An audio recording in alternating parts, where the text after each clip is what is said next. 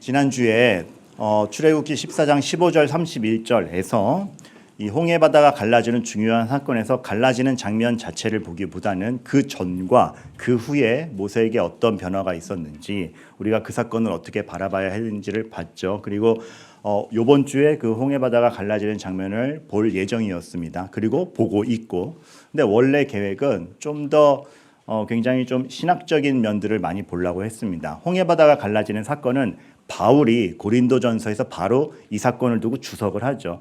10장을 보면, 고린도전서 10장을 보면 이 홍해 바다를 가르고 간 것이 실제 사건이면서도 영적으로 볼 때 세례식이나 다름없었다. 그래서 애굽에서 나와 다른 약속의 땅으로 가는 것이 죄에서 나와 우리의 하나님 약속을 찾아가는 그 영적 신앙의 여정과 참 비견되는 것인데 상당히 중요한 사건임을 알 수 있죠. 그래서 오늘 그 부분을 살펴보려고 하는데 21절에서 제가 멈추어 섰습니다. 왜냐하면 제 마음의 여러 가지 짐과 함께 21절에서 멈추어 서게 됐습니다.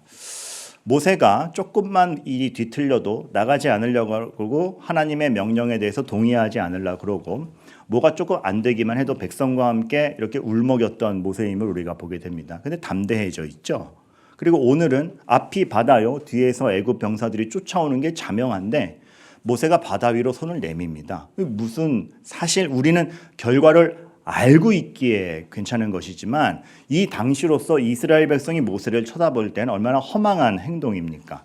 우리가 춘향전을 읽어도 이도령이 돌아올 걸 아니 춘향이가 칼을 차도 편한 마음으로 읽죠. 하지만 춘향이 실존 인물이 아니니까 이해를 돕기 위해 한 설명이었는데 안 좋은 비유였다는 걸 다시 한번 설명드리면서, 그러니까 우리는 결과를 알고 읽다 보니 놓치는 게 많다를 말씀드리려고 하는 겁니다. 근데 사실 그 모세의 어떤 바다 위로 손을 내미는 행동이 어떻게 이럴 수가 있지 싶은 정도의 믿음인 겁니다. 아무것도 확신되는 게 없는데 질문을 하게 되는 거죠. 모세가 왜 설득되었을까?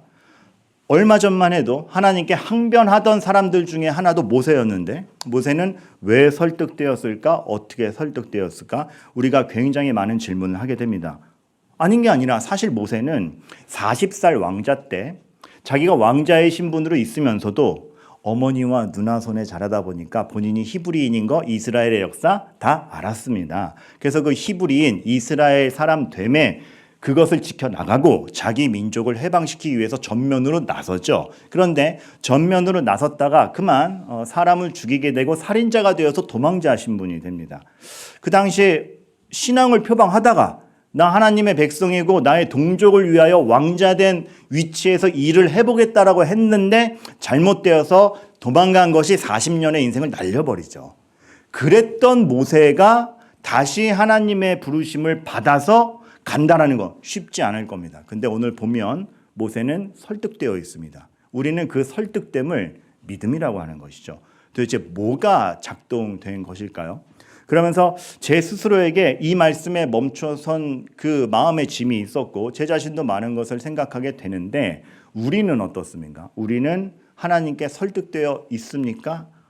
아니면 혹은 앞에 홍해 바다도 없고 뒤에서 쫓아오는 애굽도 없다 보니까 내 믿음을 내가 하나님께 정말 전적으로 믿음이 있고 설득되었는지를 점검한 결도 없이 그냥 루틴하게 이 자리에 나오고 있습니까? 심각한 질문이 제기가 됩니다. 그래서 이 말씀 앞에서 멈추었을 수밖에 없었습니다. 더군다나 최근 몇 주 동안에 많은 기도 제목이 들어왔는데 여러 가지 상황에서의 예기치 못한 기도 제목들이 참 많이 들어왔습니다. 그 중에서는 참 교회가 성장을 하다 보니 우리가 성장을 하고 서로 잘 알게 되고 한 가족 된다는 건 너무 좋은 일입니다. 그런데 한 가족이 되는 만큼 친해지니 이제 마음속 얘기를 꺼내게 되죠. 그러다 보니 위중한 기도 제목이 비로소 나오는 겁니다. 그래서 우리들에게 더 위로할 일들이 생기죠. 그래서 이런 기도 제목이 자꾸 생기는 겁니다. 그러셨어요 하는. 그런데 거기서 제가 해드릴 말이 없는 겁니다. 왜요? 사람의 인생을 함부로 사람이 다 해석하지 못하기 때문에 그렇습니다. 그리고 우리는 하나님이 섭리하시고 하나님이 다스린다는 거 압니다. 알지만 안다는 것이 오늘의 하루 어려움을 뒤로 물리지 않기 때문에 감히 거기다가 대고 하나님이 알아서 하실 거예요 라는 그런 가벼운 말을 할 수가 없고 오히려 무능함을 느끼게 되는 것이죠. 그래서 교회가 자라가면서 그리고 예상치 못한 기도 제목이 몰려오면서 내가 목사 되었다라는 게 무엇일까? 이렇게 하나님을 믿기 위하여 나온 성도들과 함께 교회를 이루고 하나님께 기도를 하고 믿음으로 살아간다라는 걸 표방한다는 게 도대체 무엇일까에 대한 굉장히 큰 마음의 짐과 괴리감이 있었던 것입니다. 그런 상태에서 여기서 멈추었었던 것이죠. 비로소 생각다운 생각을 하게 되는 것 같습니다. 반전이죠. 그래서 괴로웠다가 아니라 그래서 비로소 생각다운 생각을 할 수 있게 되었습니다. 어떤 의미냐면 모세가 그저 왕자로 있었고 왕자의 신분으로 해방을 이루었다라면 그냥 그렇게 살았을 것입니다. 하지만 왕자의 자리에서 내려오고 40년을 날려버리고 80살 할아비가 되어서 이제 일을 해야 할 때 이 여건을 넘어선 하나님의 역사가 정말 있는 거야? 생각다운 생각, 믿음으로 살아간다라는 게 비로소 점검이 되죠. 저는 제 전도사 때가 지금 다시 보면 너무 간지러워요. 얼마 전에 제가 전도사 때 설교를 어떻게 했나 이 파일 정리를 하다가 15년 전에 설교가 있더라고요.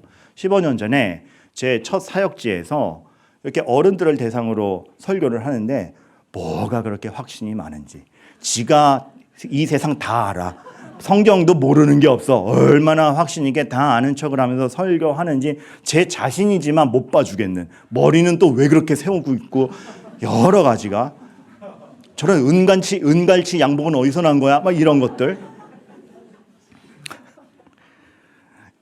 행여나 유튜브를 뒤져보지 마십시오. 다 삭제해놨으니까 지금. 오만했구나.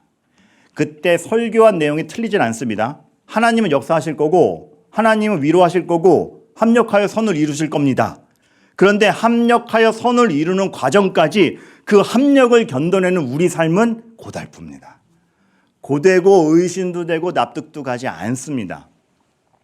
제가 그래서 느끼는 거죠. 그때 내가 하나님 앞에 헌신됐다고 하면서 이제 목사의 길을 간다고 하면서 전혀 하나님 앞에 내 자신을 검증하지 못했구나. 왜냐하면 제가 신학교를 갈 때는 신학교 갈 것을 결심했지만 제가 자랐던 모 교회에서 바로 사역을 했습니다. 그러니까 낯선 사람들을 새로 사귈 필요가 있다 없다? 없었죠. 너무 원래 잘 아는 원래 내 편들과 함께 사역을 시작했던 것이었어요. 그리고 오히려 칭찬이 오죠. 아유 우리 민근이가 신학교에 갔대 하면서 이렇게 격려해 주시는 어른들, 내 친구들, 정말 나를 동경하는, 동경까지는 아니고 야 저 민근이가 그래도 신학교 왔는데 우리가 도와주자 하는 친구들, 그리고 내가 살던 동네였고, 그리고 교회가 그 교단에서도 굉장히 입지 있는 교회였습니다. 그 자부심, 그리고 학교 신학비 장학금으로 전액을 내주는, 그러니까 3년 동안 행복하게 사역하면서 공부에 집중할 수 있었던 것이죠. 저는 그때 제가 즐겁게 사역하는 게 제 실력인 줄 알았습니다.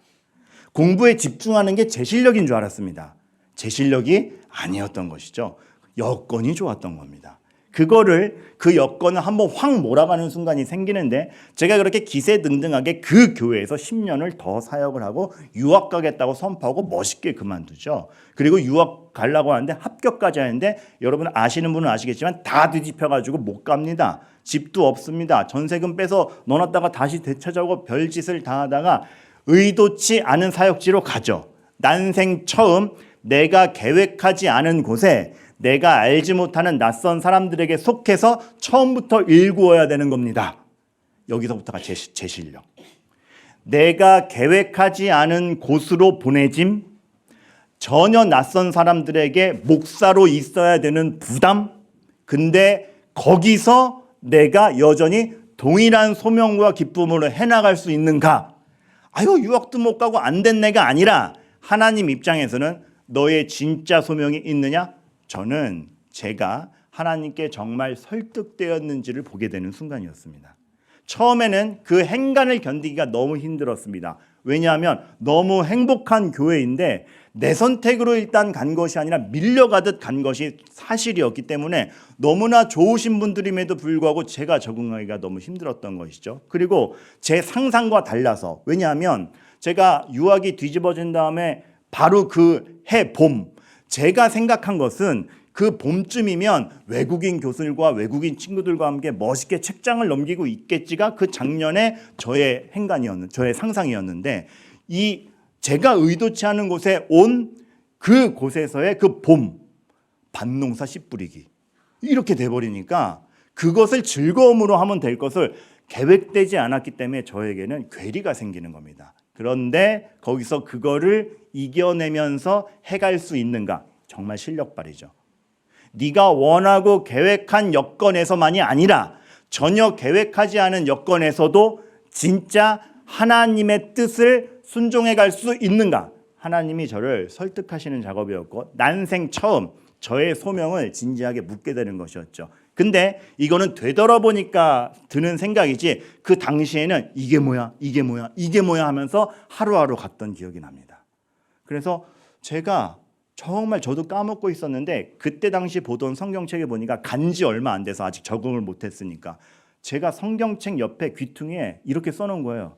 하나님 저에게도 기회를 주십시오. 아니, 사역하고 있는데 무슨 기회를.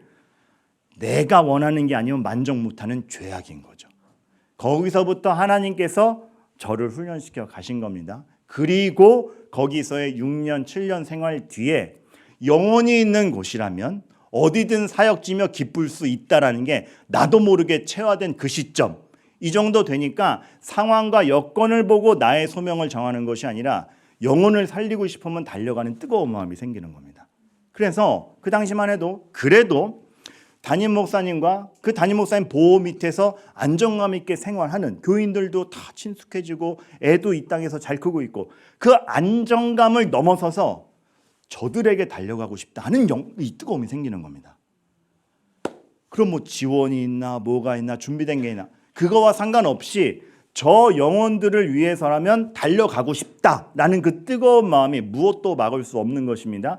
그러면서 생각한 것이 제가 와이프에게 정말 미안하게 제안했던 게 여보 나 편의점이나 택시 하면서 하면은 할 수 있을 것 같아라고 던졌죠.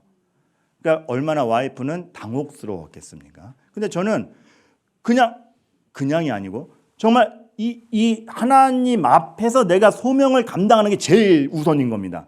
그거를 할 수 있다라면 자존심, 여건 이런 게 문제가 안 되는 겁니다. 8시간 정도 택시나 편의점 하고 8시간 동안 애들이랑 놀고 가정 돌보고 8시간 설교 준비하면 24시간 채울 수 있겠다. 그러니까 지금 생각해보면 웃기는 거죠. 자문. 그러니까 그때 잘못 계산한 거예요. 자문. 되게 근데 그 정도로 소명에 눈이 멀었다는 건 그런 거죠. 그때 비로소 그것이 점검되니 그 무렵에 함께 들은 소식이 이겁니다. 문자가 왔어요. 1만 성도 파송운동을 하는데 합류하지 않겠느냐? 추천되었다. 만약에 그 과정 없이 행여나 추천되었다면 추천도 안 됐을 겁니다. 근데 그런 과정 없이 추천되었다라면 저는 여전히 제 실력인 줄 알았겠죠. 좋은 교회 가서 사역한다, 사역지 옮기는 것밖에 안 됐을 것입니다. 그런데 구석에 있는 그 한 사람을 알아봐주는 사람이 있고 그것을 행하신 것이 하나님이며 저도 삶을 운영하며 개척하겠다라는 그 마음이 하나님께 설득된 소명의식이 있으니 그때 비로소 열어주시는 길을 보게 되는 것이죠. 이거마저도 전 굉장히 겸손해야 되고 조심스러운 건 뭐냐면 그런 똑같은 각오를 하시면서 실제 편의점을 하시며 개척하는 목사님들이 계십니다. 그분들은 동일한 기회를 또 못 얻으셨죠. 하나님 안에서 어떤 계획들이 있을지 모르지만 그들에게도 하나님의 계획이 있을 것이고 그렇기 때문에 저는 더더욱 겸손할 수밖에 없는 겁니다. 그러한 드디어 자연스럽게 편해서 한 것이 아니라 생각다운 생각을 해가는 것이죠. 모세가 왕자의 자리에 앉아서 내가 우리 백성 구원해 줄게가 아니라 다 몰아제낀 다음에 너의 소명을 감당할 수 있겠어라고 할 때 사실 40살의 모세는 이스라엘의 역사는 알았지만 하나님은 몰랐던 것 같습니다. 하나님과 가깝지 않았습니다. 하나님을 알고 내가 하나님께 나의 삶을 맡길 수 있습니다는 없었습니다. 지적 동의는 있었겠죠. 이스라엘 역사를 알고 난 히브리인이며 나는 히브리인으로서의 사명을 해야 된다. 그러나 모든 걸 감수하고라도 할 수 있어? 글쎄 억지로 내모셔서라도 하나님께서는 모세에게 설득하신 거죠. 정말 나만으로 만족할 수 있어? 우리가 그 찬양이 있죠. 주님 한 분만으로 난 만족해. 아멘 하실 수 있으세요? 어떤 권사님께서 그런 말씀하셨어요. 박 목사 그러니까 저를 어릴 때부터 아시던 권사님이셔서 목사 된 다음에도 박 목사 그렇게 불렀는데 내가 주님 한 분만으로 나는 만족해라고 찬양하고 그냥 늘 교회도 안 나오고 술 마시러 다니는 남편이 꼴보기 싫어가지고 하나님 남편도 주님만으로 만족하게 해주세요 그랬더니 사업이 그 다음 연도에 망했어. 그리고 알았지 난 주님만으로 만족 못한다는 걸. 되돌아보니 좀 재밌게 표현하신 거긴 한데 사실 우리는 주님만으로 만족한다는 삶을 겪어간다는 거 만만치 않은 겁니다. 근데 거기서 하나님을 아는 것이고 하나님은 그 여정을 겪어가게 하시는 거죠. 모세뿐만 아니라 우리도. 그래서 우리도 점검해 봐야 됩니다. 나에게 하나님이 지금 얼마만큼의 비중이 있는 건가? 나는 정말 생각다운 생각을 하고 있는가? 믿음에 대해서. 데이빌드 웨일스라는 목사님께서 이런 말씀을 하셨죠. 이 시대에 하나님이 없지 않다. 교회도 다 하나님 인정한다. 여전히 대형 교회도 있는 거 보면 하나님을 찬양하고 하나님은 있다. 그런데 하나님이 사소하다. 모든 여건을 넘어선 주인으로 있지 않은 겁니다. 있는데 후순인 겁니다. 하나님이 사소하다. 또 마이클 로튼 교수님은 이런 말씀을 하시죠. 굉장히 유명한 저작이라 많이 인용되었고 아시는 뉘앙스일 수도 있습니다. 아시는 말일 수도 있습니다. 그리스도 없는 기독교란 책에서 이런 말씀하시지 않습니까? 사탄이 한 도시를 지배하면 일어나는 현상이 뭐다? 여러분 사탄이 한 도시를 지배하면 어떤 일이 생길 것 같아요? 상상해 봅시다. 사탄이 대장동을 지배했어요. 대장동이 어떻게 될까요? 막 서로 살인하고 서로 막 때리고 싸움만 일어나고 아무런 행복이 없고 사치와 뭐 이런 것들이 횡행하고 교회는 텅텅 비고 교회가 술집으로 바뀌고 이럴까요? 모르죠. 안 당해봤으니까. 그런데 이렇게 상상을 하긴 합니다. 어떻게 될지 모르지만 전혀 다른 상상을 하십니다. 사탄이 한 도시를 지배하면 교회가 문정성시를 이룰 것이다. 근데 설교에서 예수님 이름이 나오지 않을 것이다. 섬뜩하지 않습니까? 지금 그런 설교가 종종 있지 않습니까? 예수님이 종교만 남고 예수님이 간과되는 겁니다. 우리 필요를 따라 우리의 성공과 우리의 유익을 위해서 문전성시로 모일 수는 있지요. 우리끼리 즐거워할 수 있죠. 예수님이 없는 것입니다. 그럴 수 있는 인간 앞에 하나님께서는 물으시는 겁니다. 너는 무엇이냐? 너는 나를 누구로 하느냐? 너의 인생에 나는 무엇을 차지하고 있느냐?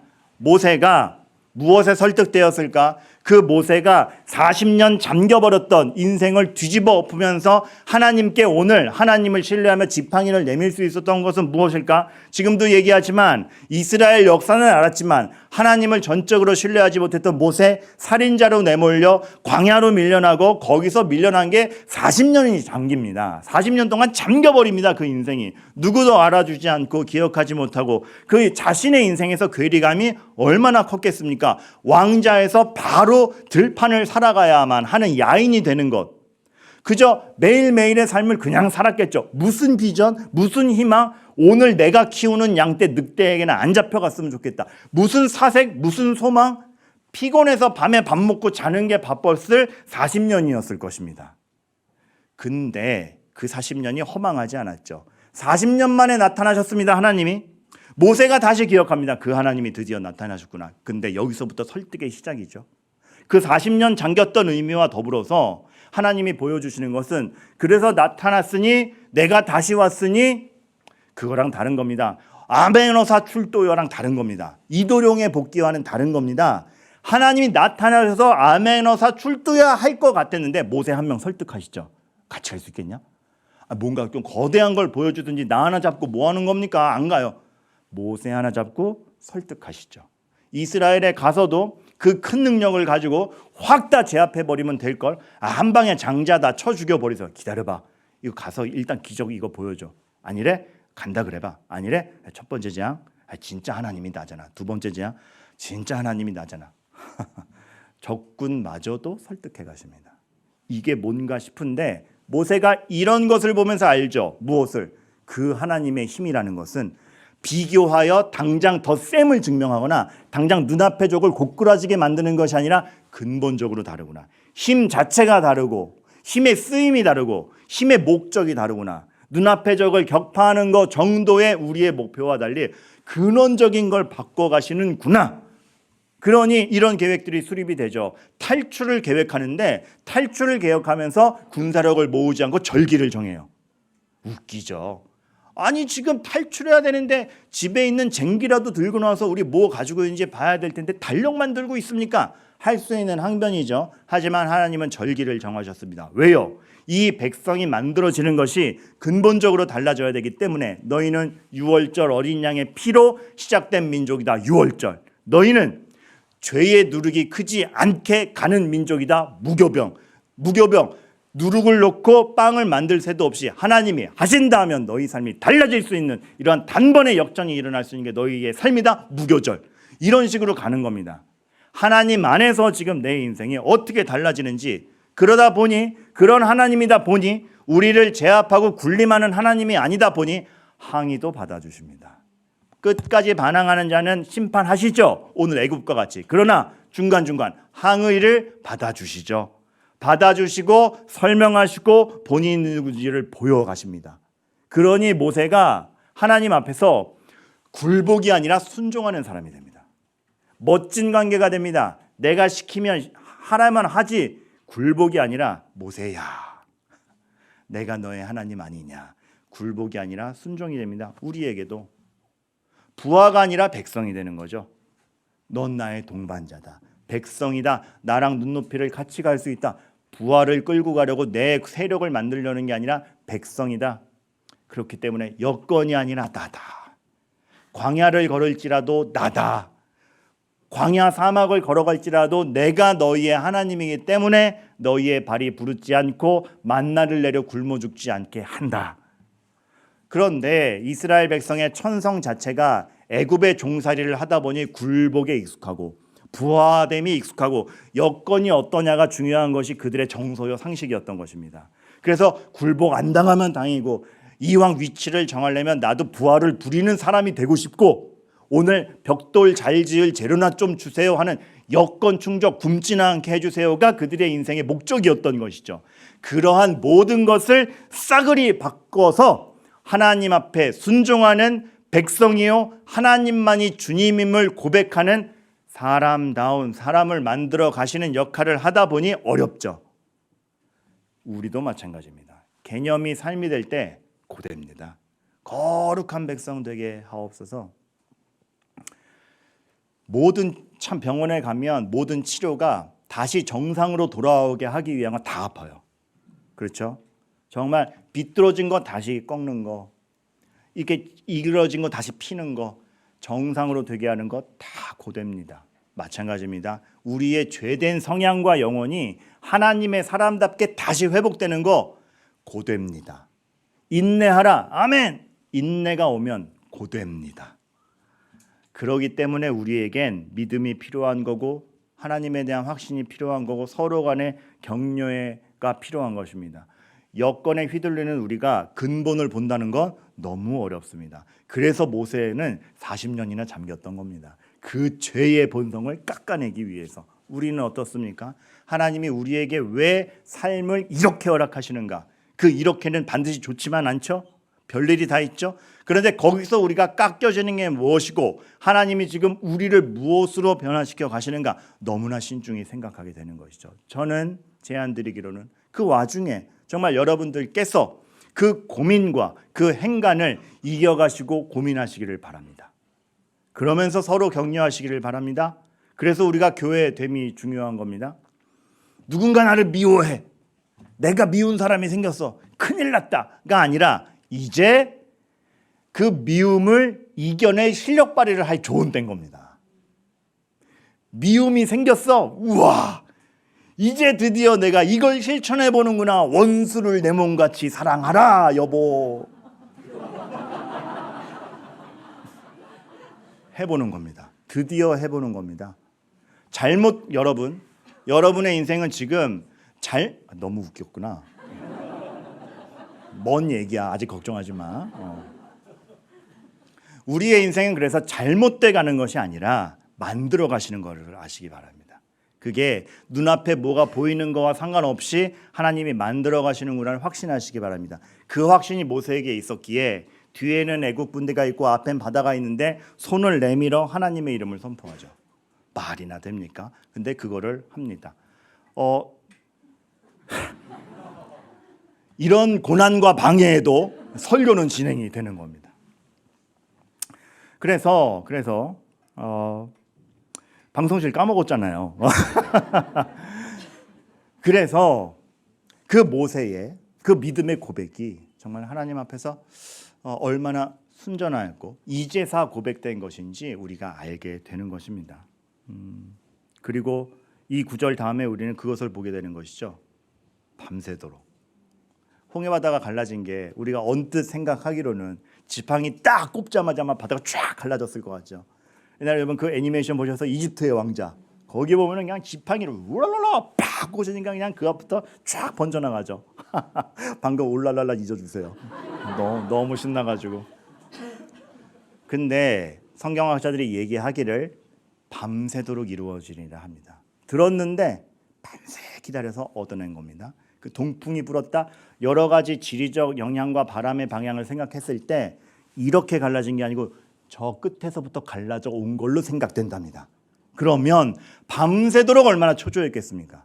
이게 뭐지? 뭐 되고 있는 거 맞아? 하나님 우리 편인 거 맞아? 밤새도록. 근데 보이지 않지만 하나님은 적극적으로 움직이고 계시죠. 그 바다가 갈라지고 있었던 겁니다. 보이지 않지만 적극적으로 움직이시는 하나님, 우리가 그 하나님을 확신해 가는 것. 이 밤새도록 우리는 당장의 무언가 결과를 바라지만 일하시는 하나님에 대해서 우리가 확신해 가는 것이 우리 인생인 겁니다. 그 너무나 주옥 같은 게 그 바다가 이 물이 액체인데 벽이 되었다. 물이 벽이 된다? 하나님만이 하실 수 있는 일입니다. 그런데 또 섬뜩한 건 뭐냐면 그 물이 끝까지 반항하여 교회의 탄생을 방해하고 하나님의 백성을 몰살시키려는 이집트 군대에게는 엎어버리는 도구가 되죠. 하나님이 어떻게 운영하시느냐의 문제입니다. 바다는 바다입니다. 우리에겐 경치요, 수영하는 곳이요, 전혀 상상치 못하는 곳이, 이스라엘 백성에게는 길을 막는 곳이요, 어쩔 줄 모르던 곳이 지켜주는 벽이 됩니다. 하나님이 어떻게 운영하시느냐에 달렸습니다. 지금 우리가 마시는 공기, 하나님이 지금 구원의 자리에 이르기까지, 다시 오시는 그날까지 하나의 영혼도 더 살리시기 위하여서 하나님께서 악인에게도 비를 내리시는 기간이다 보니 이 공기가 마시면 죽는 독이 아니라 마셔서 숨질 수 있는 공기가 된다라는 것, 우리는 그런 하나님의 은혜를 날마다 체감하면서 가게 되는 것입니다. 그래서 알게 되죠. 사실 하나님이 얼마나 선함과 질서로 우리를 붙들고 계신가. 여러분들, 여러분의 인생은 이것으로 붙들려 있습니다. 그렇기 때문에 여러분의 인생은 잘못되고 있지 않습니다. 그렇기 때문에 여러분께서는 이 하나님께 집중하셔야 됩니다. 늘 얘기하지만 단지 종교 활동하러 오신 것이 아니라 삶을 걸고 하나님이 정말 내 인생에 유의미한가를 보는 것입니다. 그래서 우리가 해줄 수 있는 말이 같이 기도할 게밖에 없을 정도로, 목사님 도대체 나 지금 저 친구한테 뭐라고 해줄 말이 없어요. 우린 절망하고 해줄 말이 없고 모두의 깊이에, 모두의 고민의 깊이에 다 온전히 알지 못하고 당사자가 아니면 알 수 없는 그 고통의 깊이 가운데에서도, 그 괴리와 좌절 가운데에서도 뭔가 잘못되고 있다가 아니라, 그래서 하나님께 더 의지해 보겠다, 이 여건을 넘어서는 하나님의 일을 기대해 보겠다, 성도로서 위로하겠다, 감사하겠다, 하나님을 의지하겠다가 나오는 것이죠. 그래서 함께 울고 함께 웃고 소망 없는 자와 같이 절규하지 않으며, 슬픔이 왜 없겠습니까? 절규하되 소망 없는 자와 같이 절규하지 아니하며, 하나님 백성으로서 이때 나는 무슨 생각을 할 것인가를 고뇌해가는 것, 믿음이라고 합니다. 하나님은 오늘도 우리를 설득하고 계십니다. 왜 여러분 생각대로 기도 제목이 다 응답되지 않냐고요? 우리 생각대로 하나님이 설득되면 그거는 우리 생각에 관철된 것밖에 안 됩니다. 그러나 하나님은 우리의 좁은 생각 위에 하나님의 거대한 생각을 들이미셔서 훨씬 큰 게 있다, 훨씬 위대한 게 이루어지고 있다, 난 근본을 바꾸고 있다라고 얘기하고 계신 겁니다. 그 안에 여러분이 있는 줄 알고 그것 때문에 그것 덕분에 여러분의 삶에 진실된 평안이 있기를, 그리고 인내가 있기를, 그리고 여러분 눈물이 정말 헛되지 않다는 것을, 그리고 옆 사람에게 무심하지 말고 근심 있는 얼굴에게 다가가서 함께 기도하겠다라고 말하는 그러한 실력 있는 교회가 되기를 바랍니다. 저는 예상하기로 이제 교회가 역사를 거듭할수록 고민은 늘어날 겁니다. 그래서 잘못됐다가 아니고 고민이 늘어났으니 이제 실력 발휘를 할 때가 되었다가 되는 겁니다. 우리가 정약용보단 나아야 되지 않겠습니까? 뭔 소리예요? 정약용이 집안이 망했을 때 이렇게 아들에게 얘기했죠. 아들아, 집안이 망했으니 아무도 이제 우리를 찾지 않을 것이다. 그래서 우리 인생 망했다? 이제 책 읽을 시간이 많으니 책을 읽거라. 정약용보단 나아야 되지 않겠습니까? 우리의 고난을 바라보는 시각, 하나님 안에서 훨씬 큰 게 나올 수 있습니다. 여러분의 삶을 주님의 이름으로 격려하고 축원합니다.